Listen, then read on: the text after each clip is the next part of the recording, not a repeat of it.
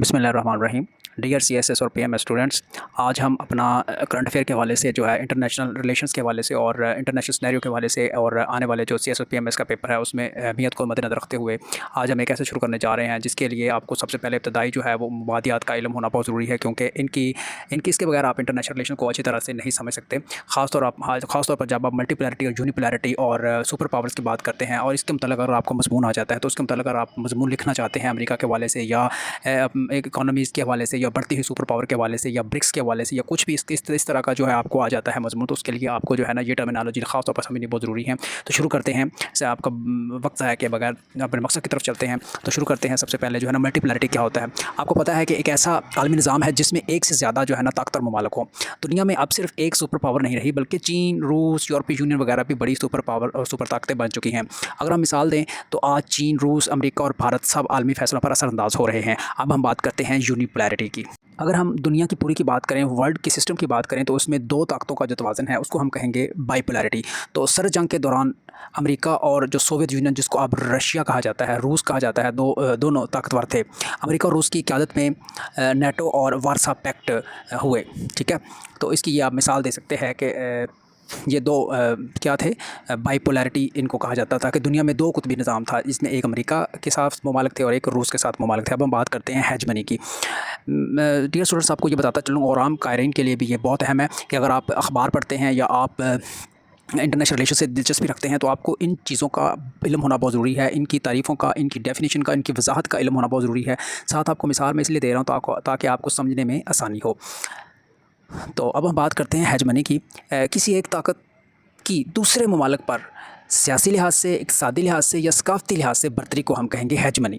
Hegemony जो है ना वो किसी भी लिहाज से हो सकती है। बर्तरी किसी भी लिहाज से हो सकती है, सियासी लिहाज से हो सकती है, इक़्तिसादी लिहाज से हो सकती है या कल्चरल लिहाज से हो सकती है। अगर हम इसकी आपको थोड़ी सी वजाहत बता दूँ तो जब कोई मुल्क दूसरों पर अपनी मर्ज़ी मुसल्लत करे तो इसको हम कहेंगे वो अपनी हेजमनी जो है वो रखता है। इसकी अगर हम मिसाल दें, अमेरिका की आलमी मईशत पे और सियासत में बालादस्ती जो है ना वो वर्ल्ड लेवल जो है ना वो मशहूर है और वो मानी जाती है हेजमनी इनकी दो मईशत में और इकोनॉमी में और पॉलिटिक्स में। अब हम बात करते हैं सुपर पावर की। सुपर पावर आप आम सा लफ्ज़ है, ये तो आपको पता ही होगा कि एक ऐसा मुल्क, दुनिया में एक ऐसा मुल्क जिसकी दुनिया भर में फ़ौजी लिहाज से उसकी फ़ौज बेहतरीन हो, उसके पास मतलब टेक्नोलॉजी हो और वो सियासत में भी गिरफ्त रखता हो और उसकी बात जो है वो पूरी दुनिया में मानी जाए, इसको हम कहेंगे सुपर पावर। ये जो वो ताकत होती है, ये ताकत फ़ौजी और इक़्तिसादी यानी कि मुआशी और अपनी जो सफारती है वो हो सकती है ताकत, यानी कि वो तीन कैटेगरीज़ में वो अपनी ताकत को मनवा सकता है, दिखा सकता है।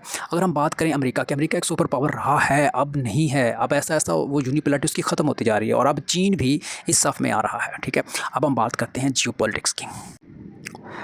अच्छा, अब हम बात करते हैं पॉलिटिक्स की, जियोपॉलिटिक्स की। तो किसी मुल्क की जो जुग्राफियाई जगह होती है, किसी मुल्क की जो ज़मीन की जो अहमियत है, उसकी सियासत पर उसका क्या असर होता है, इसको हम कहेंगे जियोपॉलिटिक्स। यानी कि इंटरनेशनल पॉलिटिक्स की बात करें तो किसी मुल्क की जो जगह है वो दूसरे मुल्कों के लिए कितनी अहम है, इसको हम कहेंगे जियोपॉलिटिक्स। तो महल्ले को किस तरह रियासती ताकत में मदद देता है, ये मतलब महल्ले को किस तरह रियासती ताकत में मदद देता है। इसकी मिसाल दें तो पाकिस्तान की अहमियत इसके महल्ले की वजह से है। पाकिस्तान की अहमियत जो है इसके महल्ले की वजह से ही है। जियो इकोनॉमिक्स की बात करें तो इक़्तिसादी वसाइल को जुग्राफियाई ताकत के तौर पर इस्तेमाल करना। आपके इक़्तिसादी वसाइल जो होते हैं, आपके जो मुआशी वसाइल होते हैं, उनको आप अपनी जुग्राफियाई ताकत के तौर पर, वो आपकी जुग्राफियाई ताकत अगर आप बना लेते हैं, उसको आपके मुआशी हालात को, मुआशी वसाइल को आप अपनी जुग्राफियाई ताकत के तौर पर आप इस्तेमाल करते हैं, तो इसको हम कहेंगे जियो इकोनॉमिक्स। ममालिक इक़्तिसादी मनसूबों से अपना असर बढ़ाते हैं। आपको पता है कि ममालिक जो हैं वो मुल्क जो हैं वो मुआशी मनसूबे ऐसे अख्तियार करते हैं, वो इससे वो दूसरे मुल्कों पर जाके दूसरे मुल्कों में अपने इक़्तिसादी मनसूबे शुरू करते हैं। अब जैसे चीन है, चीन की जो रोड एंड बेल्ट जो पॉलिसी है वो एक हम मिसाल दे सकते हैं इसमें जियो इकोनॉमिक्स में। तो आगे हम बात करते हैं स्ट्रेटेजिक ऑटोनॉमी की। स्ट्रेटेजिक ऑटोनॉमी क्या है? ख़ुद मुख्तारी यानी कि हिकमत अमली ख़ुद मुख्तारी क्या है? बात कर रहे हैं स्ट्रेटेजिक ऑटोनॉमी की कि किसी रियासत का आज़ाद ख़ारजा पॉलिसी अपनाना, यानी कि किसी ब्लॉक का पाबंद ना होना। यानी कि एक रियासत है, एक मुल्क है, वो अपनी ख़ारजा पॉलिसी जो है ना वो किसी ब्लॉक का पाबंद रह के नहीं बनाता, वो आज़ादाना तौर पर अपनी पॉलिसी बनाता है, तो इसको हम कहेंगे स्ट्रेटेजिक ऑटोनॉमी। अगर हम बात करें भारत की, भारत ने रूस से हथियार ख़रीदे हैं, लेकिन उसने अमेरिका का दबाव था कि रूस से हथियार ना ख़रीदे क्योंकि अमेरिका रूस का मुखालिफ है, तो भारत को रोका उसने। लेकिन उसके बावजूद उसने अपनी ऑटोनॉमी को जो है ना वो यूज़ करते हुए भारत ने रूस से हथियार ख़रीद लिए। अब हम बात करते हैं हार्ड पावर की। फ़ौजी या मुआशी ताकत से अपना मकसद हासिल करना। एक मुल्क है वो फ़ौजी ताकत इस्तेमाल करता है या अपने मुआशी ताकत इस्तेमाल करता है और अपना मकसद उस मुल्क से हासिल करता है। जब दबाव या ताकत से बात मनवाई जाती है तो इसको हम कहेंगे हार्ड पावर उसने इस्तेमाल किया। मुल्क जो है वो अपनी हार्ड पावर कैसे इस्तेमाल करते हैं, फ़ौजी ताकत की वजह से या मुआशी ताकत की वजह से। अब अमेरिका ने इराक पर हमला किया तो इसने अपनी हार्ड पावर जो है ना वहाँ इस्तेमाल की, इसको हम कहेंगे हार्ड पावर। अब सॉफ्ट पावर की बात करें तो सॉफ्ट पावर होती है आपकी आपकी जो सकाफ़त होती है, आपकी जो तालीम होती है या आपकी जो वैल्यूज़ होती हैं, जो आप दूसरे मुल्क पर अपना असर रसूख जो है ना वो ताकत के बगैर जो कायम करते हैं, इसको हम कहेंगे सॉफ्ट पावर। यानी कि सकाफ़त और तालीम या इक़्तिदार के ज़रिए से आप दूसरे के दिल जीतते हैं। अब तुर्की के ड्रामे जैसे हमारे मुल्क में बहुत मशहूर हुए, आलमी सतह पर बहुत मशहूर हुए, तो ये तुर्की का सॉफ्ट इमेज बना रहे हैं। ब्रिक्स की बात करें कि ब्रिक्स क्या है, तो उभरती हुई मीशतों का एक इत्तेहाद है। ये जितनी भी अमेरिका के अलावा जो इकोनॉमीज़ उभर रही हैं तो उनका इत्तेहाद है, इसको हम कहेंगे ब्रिक्स। ये मुख्तलिफ ममालिक हैं जैसे ब्राज़ील, रूस, भारत, चीन और साउथ अफ्रीका और इसके अलावा और भी ममालिक हैं, तो इनका ये इत्तेहाद जो है इसको हम कहेंगे ब्रिक्स। ये मगरबी ममालिक के मुकाबले में एक ना मुतबादिल इत्तेहाद है, ठीक है। इसको हम ब्रिक्स जो है ना वो इसके मुख़फ़्फ़ है। अब नेटो की बात करें तो शुमाली अमेरिका, जो नॉर्थ अमेरिका और यूरोपीय ममालिक का जो फ़ौजी इत्तेहाद है, इन्होंने मिलकर अपनी फ़ौज इन्होंने बनाई हुई है। शुमाली अमेरिका ने और यूरोपीय अमेरिका की जो फ़ौजी मशक़ें हैं या किसी मुल्क पर चढ़ाई करते हैं तो ये इकट्ठे करते हैं, तो इनका ये नेटो इसकी जो फ़ौज है इसको इत्तेहाद को हम नेटो कहते हैं। ये इत्तेहाद मुश्तरका दिफ़ा पर कायम है। अफ़गानिस्तान में नेटो फ़ौज की तैनाती, इसकी अगर मिसाल दें कि अब अफ़गानिस्तान पे जब फ़ौज आई है तो वो शुमाली अमेरिका और जनूबी जो यूरोपीय ममालिक है उनकी फ़ौज ये मुश्तरका तौर पर इन्होंने अफ़गानिस्तान में जो है ना वो अपनी तैनाती की थी।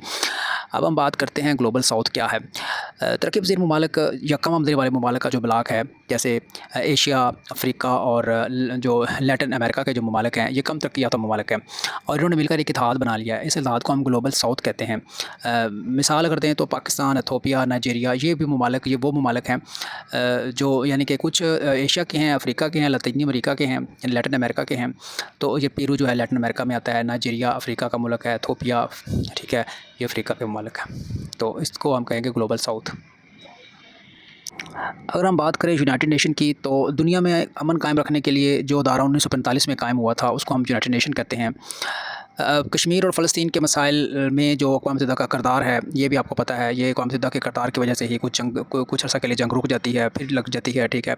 तो ये यूनाइटेड नेशन एक इदारा है जो आपको पता है 1945 से जो अमन कायम रखने के लिए अपनी कोशिश करता है, लेकिन फिर जो यूनिपोलैरिटी की वजह से जो वो है नाकामी का शिकार हो जाती है। 20 बड़े ममालिक की 20 बड़ी जो इकोनॉमीज़ हैं उनका एक ग्रुप है, ठीक है। और ये ममालिक आम तौर पर जो वर्ल्ड इकोनॉमी है उसकी सीमत तय करते हैं। ये पूरी दुनिया की जो मईशत किस तरफ जाएगी ये वो तय करते हैं। यानी कि हर साल इनकी जो कॉन्फ्रेंस होती है उसमें आलमी जो मॉनेटरी पॉलिसियाँ हैं वो उस पे बहस की जाती है। तो फिर ये तय करते हैं तमाम दुनिया में जो मईशतें हैं उसका जो रुख जो है ना ये G20 ही तय करते हैं। अब सैंक्शंस क्या हैं, पाबंदियों को आमतौर पर कहते हैं। ये पाबंदियाँ दो तरह की होती हैं, मुआशी होती हैं या तजारती होती हैं। ये सज़ा देने की पाबंदियाँ होती हैं, ठीक है। किसी मुल्क पर इसकी पाबंदियों इसकी पॉलिसियों की वजह से जो पाबंदियाँ लग जाती है, किसी मुल्क पर उसकी पॉलिसियों की वजह से। ईरान पर अमेरिकी पाबंदियाँ हैं, इसको हम सैंक्शंस कहते हैं। अब ईरान जो है इस पर अमेरिकी पाबंदियाँ क्या हैं कि ये अपना जो है ना वो अपना जो मुआशी है और तजारती है, ये अपनी ज़्यादा तजारत ना करे, या ये अपनी जो यूरेनियम है उसके वाले से भी अमेरिका जो है ईरान पर पाबंदियाँ लगाता है। अब डीकपलिंग क्या है?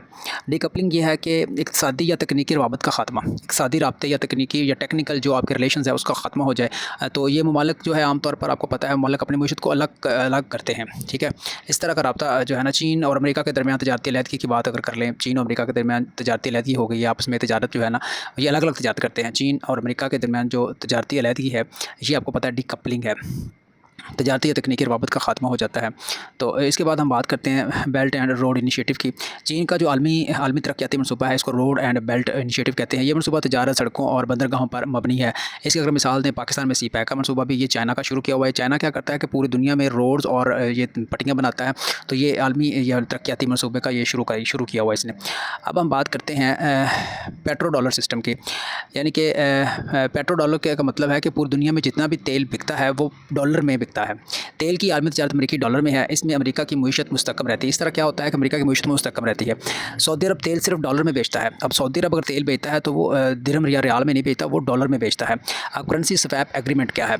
दो ममालिक के दरमियान जो डायरेक्टली जो तजारत होती है, डॉलर के बगैर जो लेन देन होता है, बराह रास्त तजारत होती है, डॉलर के बगैर जो लेन देन होता है उसको करेंसी स्वैप एग्रीमेंट कहते हैं। चीन और रूस के दरमियान युआन और रूबल में तजारत होती है। डिक्लाइन ऑफ यूएस हेजमनी का मतलब है कि दुनिया में अमेरिका की जो गिरफ्त है वो कम हो रही है। अब फ़ौजी सियासी इक़्तिसादी शोबों में भी कमी आ रही है। तो जब अफ़गानिस्तान से इसका निकला है, अमेरिका निकला है, तो चीन उभर कर सामने आया है। अब पावर ट्रांजिशन की बात करें कि जब उभरती ताकत गालिब ताकत से टकराती है, जब उभरती ताकत जैसे अमेरिका है या जैसे अब चाइना उभरा है, तो गालिब ताकत से टकरा रही है। दो ताकतें आपस में टकरा रही हैं। अब चीन जो है ना अमेरिका से टकरा रहा है। नई ताकत पुरानी ताकत को चैलेंज जो करती है उसको कहते हैं पावर ट्रांजिशन थ्योरी। चीन बामुकाबला अमेरिका, आपको पता ही है। डी डॉलराइजेशन का मतलब है कि आलमी तजारत में डॉलर का काम है। तो अब तजारत जो हो रही है ना, वो डॉलर, दूसरे ममालिक जो डॉलर से अलग हैं, वो अपना तजारत डॉलर में नहीं कर रहे, ठीक है। इसको कहते हैं डी डॉलराइजेशन। इसकी अगर हम थोड़ी सी आपको वजाहत बता दूं तो ममालिक जो है मुतबादिल करेंसी की तरफ जा रहे हैं, ठीक है। अब जैसे रूस और चीन है, ये रूबल और युआन में तजारत कर रहे हैं, ठीक है। अब मल्टीपोलर वर्ल्ड ऑर्डर का मतलब क्या है? मल्टीपोलर वर्ल्ड ऑर्डर, ठीक है। एक ऐसा निज़ाम है जहाँ कई ताकतें, अब जो आपकी डिसीजन मेकिंग है वो एक ताकत नहीं करती। अब कई ताकतें मिलकर जो है ना, वो जब आपका फैसला करती हैं पूरी दुनिया का, तो उसको कहेंगे मल्टीपोलर वर्ल्ड ऑर्डर। इसकी मिसाल दें, अमेरिका, चीन, रूस, भारत, सबका जो असर जो है ना वो रखता है। अब भारत कोई बात करता है, रूस कोई बात करता है, चीन कोई बात करता है, अमेरिका कोई बात करता है, तो ये अकेला अकेला नहीं करता। ये तमाम मिलकर इन चारों पाँचों का जो असर इकट्ठा जो इनका फ़ायदा होता है, ये वो बात करते हैं फैसला साजी में। अब यानी कि ये सारे ममालिक शामिल होते हैं।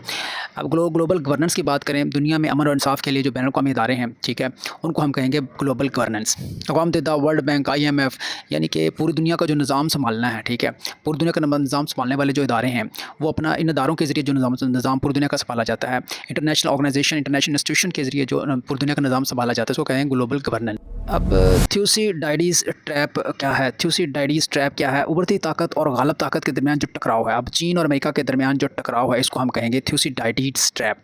चीन का भारत, अमेरिका के, चीन का उभार और अमेरिका के निज़ाम। अब अमेरिका नहीं चाहता कि चीन उभर कर सामने आए, लेकिन चीन उभर रहा है और अमेरिका से टकरा रहा है, इसको हम कहेंगे थ्यूसिडाइडीज़ ट्रैप।